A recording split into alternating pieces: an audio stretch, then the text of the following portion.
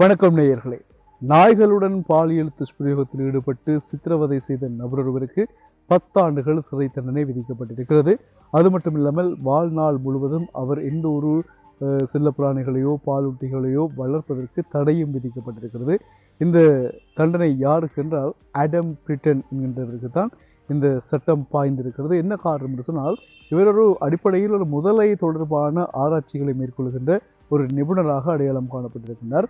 இவர் அண்மை காலமாக பல பாலூட்டிகள், குறிப்பாக நாய்க்குட்டிகளை எல்லாம் வாங்குவாராம். வேறு நாடுகளிலிருந்து ஆன்லைனில் நாய்களை வாங்கி அந்த நாய்களுடன் தகாத உறவுகளில் ஈடுபட்டு அதை சித்திரவதை செய்து கொன்று தலை வேறு உடல் வேறாக வெட்டி எல்லாம் சித்திரவதை செய்யக்கூடிய ஒருவராக அடையாளம் காணப்பட்டிருக்கிறார். இது தொடர்பாக குறித்த முறைப்பாட்டின் அடிப்படையில் இவருடைய வீடு சுற்றி வளைக்கப்பட்டு இவருடைய வீட்டில் எடுக்கப்பட்ட சில விஷயங்களை பார்க்கின்ற பொழுது அதிர்ச்சியாக இருக்கிறது. நாய்களினுடைய தலைகள், நாயினுடைய இறந்த உடல்கள், அது மட்டும் இல்லாமல் கண்ணனிகள், கேமராக்கள், ஆயுதங்கள், செக்ஸ் பொம்மைகள் என்று சொல்லி பலவிதமான பொருட்களை போலீசார் கைப்பற்றியிருக்கின்றார்கள். கைப்பற்றிய ஆதார பொருட்களுடன் இவர் நீதிமன்றத்தில் முற்படுத்தப்பட்டதில் இவரை 68 வழக்குகள் இவர் மீது முன்வைக்கப்பட்டு, குற்றச்சாட்டுகள் முன்வைக்கப்பட்டு அவற்றையும் ஆடம் ஏற்றுக்கொண்டிருக்கின்றார். அதன் அடிப்படையில் 10 ஆண்டுகள் சிறை தண்டனை விதிக்கப்பட்டு வாழ்நாள் முழுவதும் இவர் எந்த ஒரு பிராணிகளையும் வளர்க்க முடியாது என்கிறதான சட்டமும் இவர் மேல் எழுதப்பட்டிருக்கிறது. இந்த தீர்ப்பானது இவருக்கு கிடைக்கப்பட்டிருக்கிறது.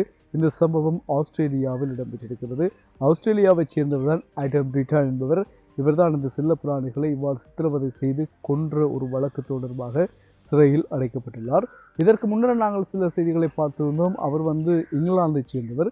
கனடாவில் என்ன செய்கின்றார் என்று சொன்னால், வளர்ப்பு நாய்களை எல்லாம் வாங்கி அதை வேறு யாருக்கோ விற்று பிறகு என்ன செய்கின்றார், வேறு விலங்குகள் எல்லாம் வீட்டுக்கு பின்னால் வைத்து இவ்வாறான துன்புறுத்தல்கள் எல்லாம் செய்து கைது செய்யப்பட்டு அவருக்கும் சிறை தண்டனை விதிக்கப்பட்டது கனடாவில் வைத்து.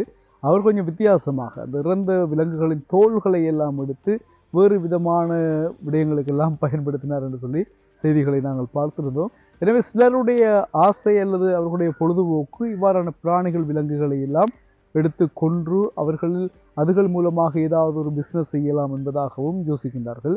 உயிருடன் இருக்கின்ற பொழுது தகாத உறவுகள், இவ்வாறான சில சேட்டைகளில் இவர்கள் ஈடுபடுகின்ற தன்மையும் காணப்படுகின்றது. எனவே இவ்வாறானவர்களை கைது செய்து சிறையில் அடைக்கின்ற நடவடிக்கைகள் கனடா, ஆஸ்திரேலியா போன்ற நாடுகளில் இப்பொழுது தீவிரமாக்கப்பட்டிருக்கிறது. பொதுவாக பொதுமக்கள் வழங்குகின்ற தகவல்களை வைத்து இவர்களை கைது செய்கின்ற படலம் ஆரம்பிக்கப்பட்டிருப்பதாக சொல்லப்பட்டிருக்கிறது. அதன் அடிப்படையில் தான் நேற்றைய தினம் ஆஸ்திரேலியாவில் ஆடம் பிரிட்டன் என்கின்ற இந்த நபருக்கு 10 வருட கடூழிய சிறை தண்டனை விதிக்கப்பட்டிருக்கிறது. இந்த செய்தி தான் இப்பொழுது சமூக வலைத்தளங்களில் வைரலாகி கொண்டிருக்கக்கூடிய செய்தி.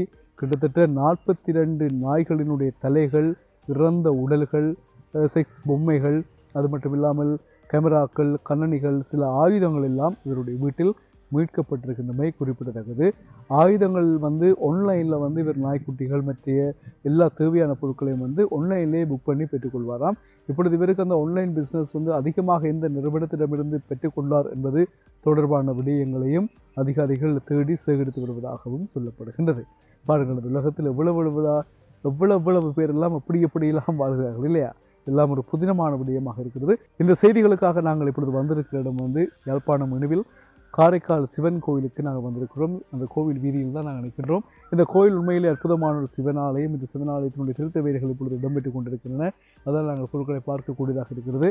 இன்னும் சில மாதங்களில் இந்த கோவிலுடைய புனருத்தாரம் சிறப்பாக முடிவடையும். அதன் பிறகு நாங்கள் மீண்டும் இந்த ஆலயத்திலிருந்து சந்திக்கலாம். வணக்கம் அவர்களே.